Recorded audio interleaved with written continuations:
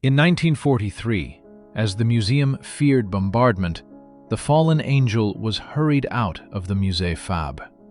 The evacuation was rushed. Hands moved too fast on a narrow staircase. The painting fell against a ladder, and the damage was brutal.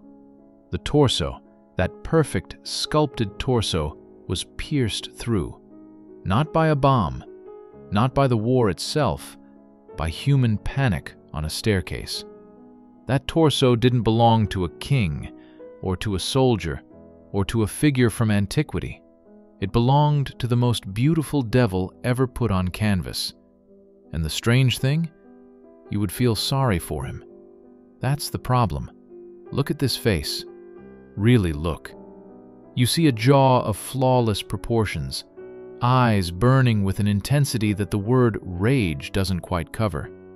One single tear catches the light on his right cheek. Your brain tells you, this is someone who has been wronged, someone to pity, someone who deserved better. And that reaction, that pull toward empathy, is exactly what makes this painting one of the most psychologically dangerous images of the 19th century. This is The Fallen Angel by Alexandre Cabanel, painted in 1847.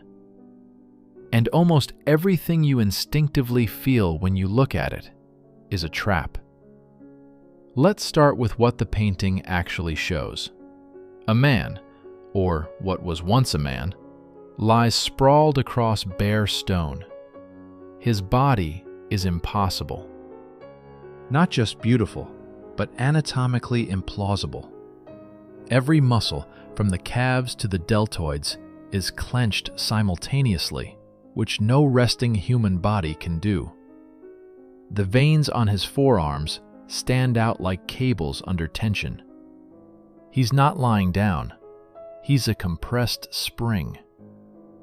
Behind him, enormous wings spread across the canvas. Now look at those wings carefully, because this is the first thing almost everyone misses. The feathers closest to heaven, at the very top, are still white. But the tips, where the wings brush against the earth, have darkened to near black. You are watching, in a single frozen image, the process of spiritual corruption happening in real time.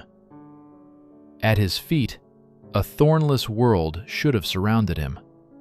Instead, a dried, thorned vine coils around the rocks. No flowers, only spikes. In the academic painting tradition of 1847, flowers meant paradise, meant purity. Their absence meant the fall of nature itself. The thorn vine wasn't decorative. It was a prophecy. And above, in the upper right corner of the canvas, light. There is something almost cruel about how Cabanel placed it. Just out of reach, permanent and unreachable. Faithful angels drift upward in a diagonal toward that source. They don't look back.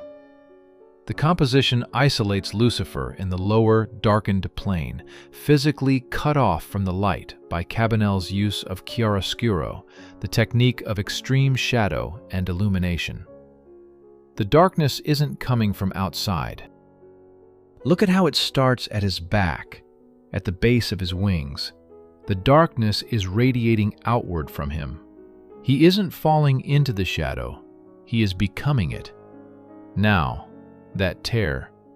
Most people who encounter this painting for the first time, and millions do, now, on their phone screens, read that tear as remorse, as sorrow, as maybe, just maybe, a flicker of repentance. For a long time, that was the safe reading. The sinner sees the cost of pride and weeps.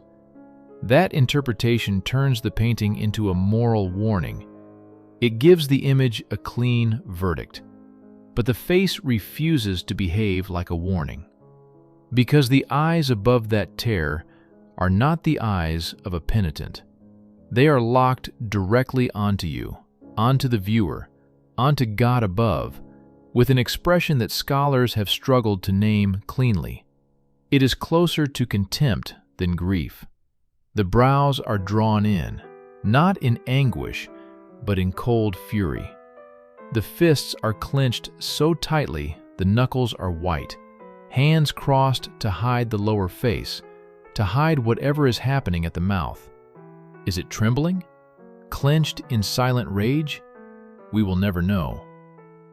He made sure of that. Here is what I believe, and I want to mark this clearly as my own reading.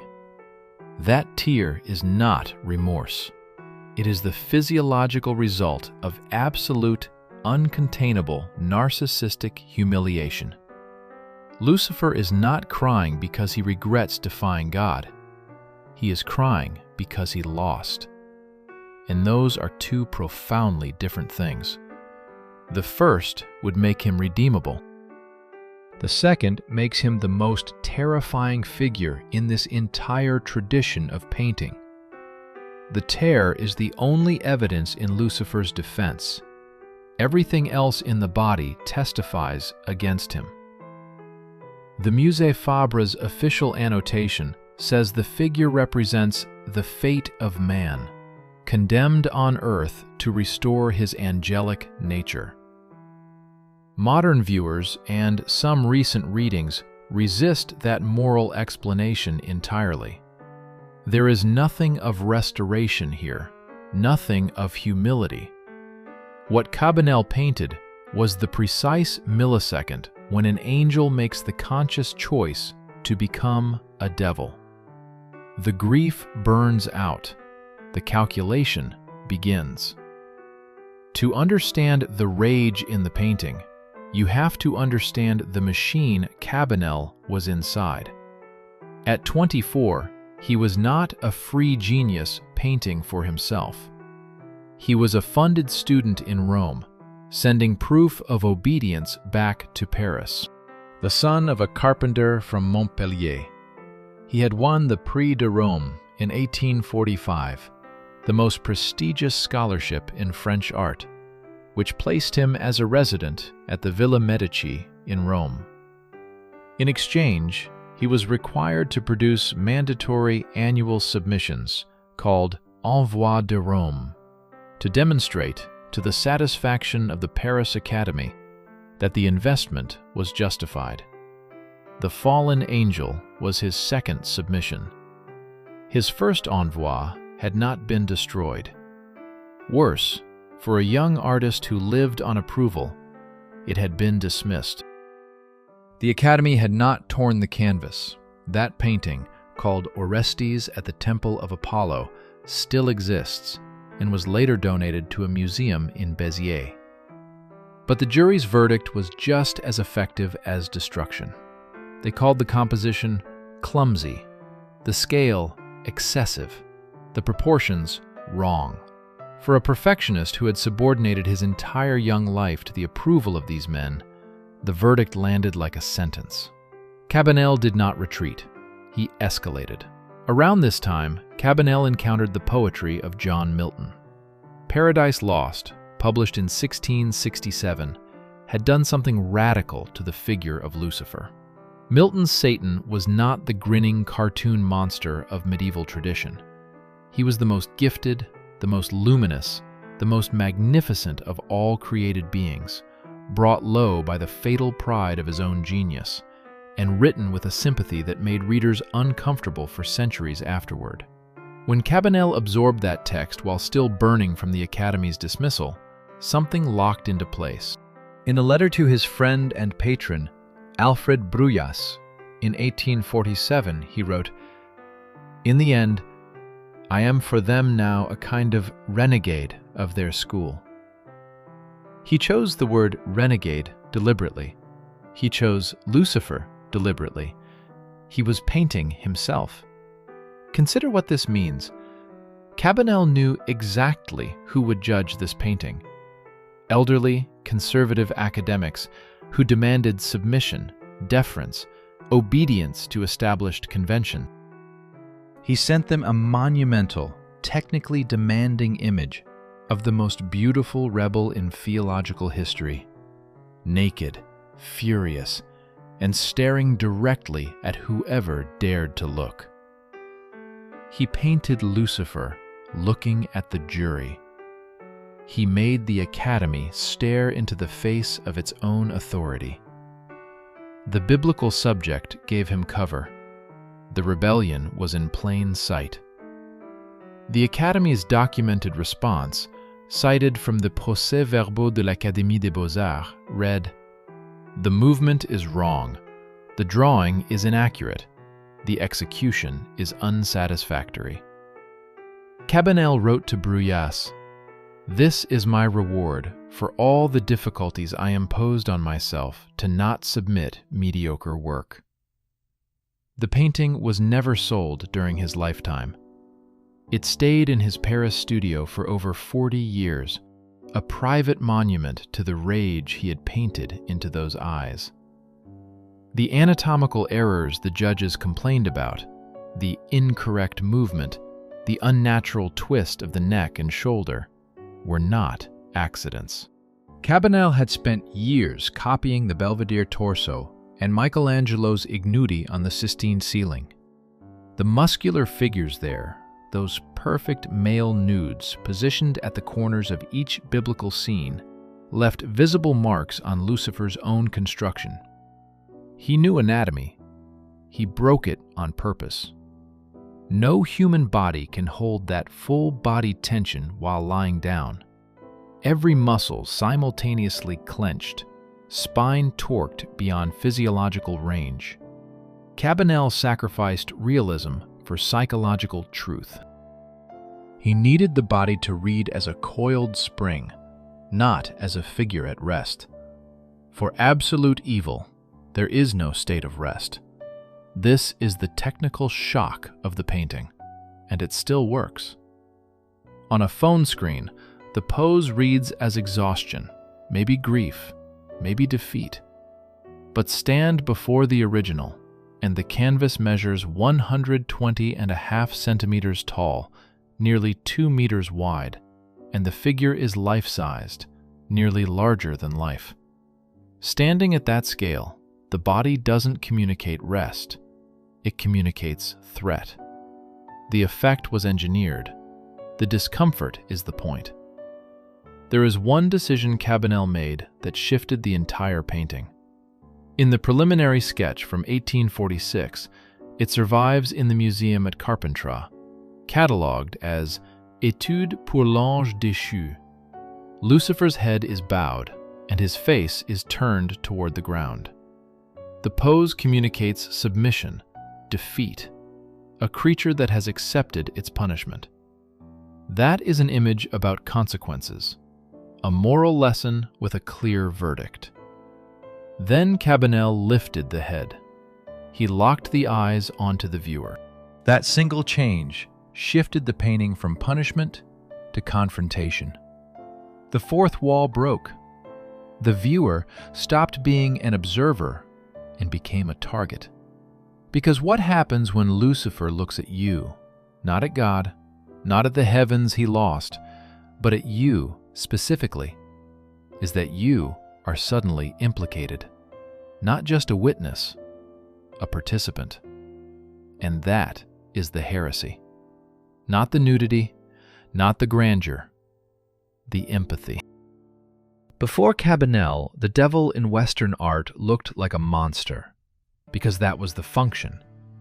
Hieronymus Bosch's creatures, the cloven-hoofed beasts of medieval fresco, their ugliness was a didactic tool.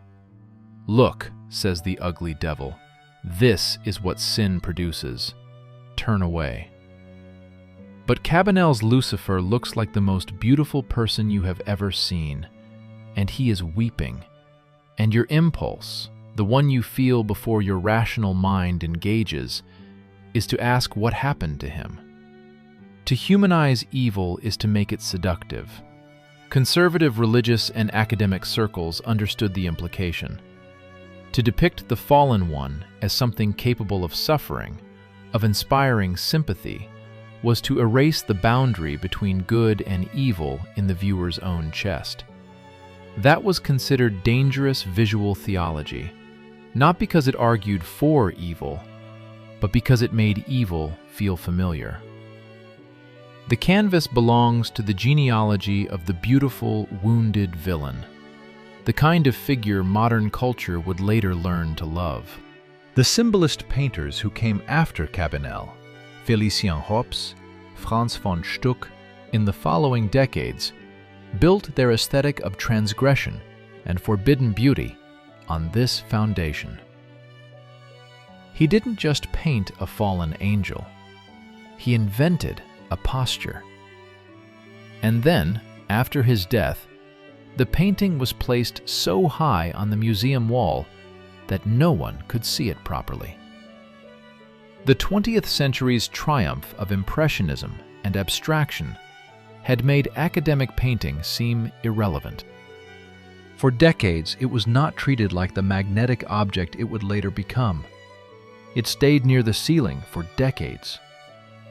Until the late 1990s, when a careful restoration was finally completed. That same restoration that properly addressed the damage from the 1943 accident, after the first post-war repair had been found inadequate, and the painting was lowered to eye level. Almost immediately, something changed. People stopped walking past it. They stopped in front of it. Something in that gaze at eye level is categorically different from that gaze glimpsed from below. The scandal is not that Lucifer looks at us. The scandal is that we keep looking back. By the mid-2000s, a high-resolution digital image circulated online. By the early 2010s, it had gone viral on Tumblr, Reddit, then TikTok. The former director of the Musée Fabre, Michel Hilaire, documented what happened next. Teenagers and young adults began making pilgrimages to Montpellier specifically to stand before this painting, not to study it. The face has been reproduced on countless bodies as tattoos. In a February 2025 issue of Connaissance des Arts, writers tried to analyze the phenomenon and couldn't quite fix a label on it. What they identified was this: people find in this face something they recognize. The look of someone brilliant and furious at a system that refused to see them. Cabanel never sold this painting. He became one of the most celebrated artists in France. Napoleon III purchased his Birth of Venus in 1863. Prominent collectors from across the Atlantic sought him out at the height of his fame.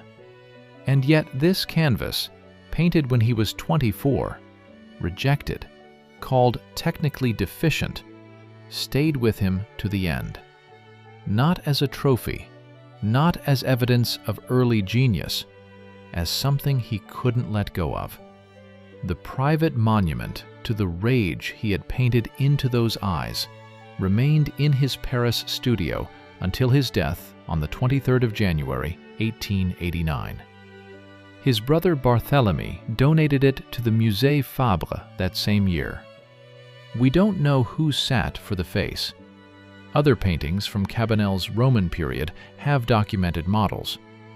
But this face, the one that became one of the most recognizable Internet-era images of the fallen angel, has no name attached to it. No diary entry, no payment receipt.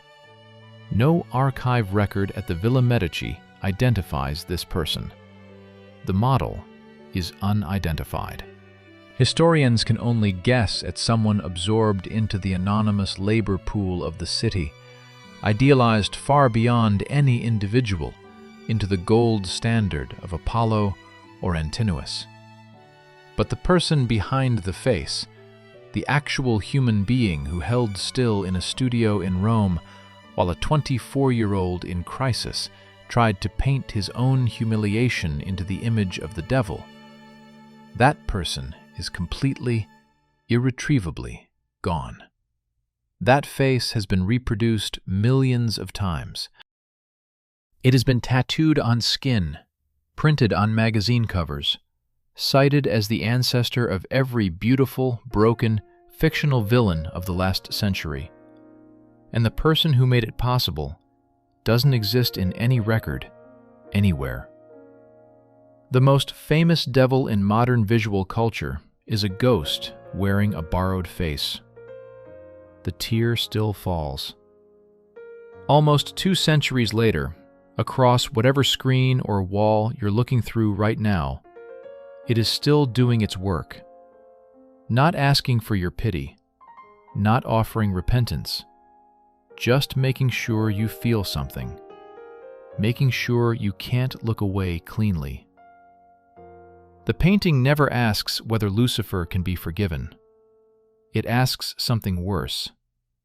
How much beauty does evil need before you start defending it?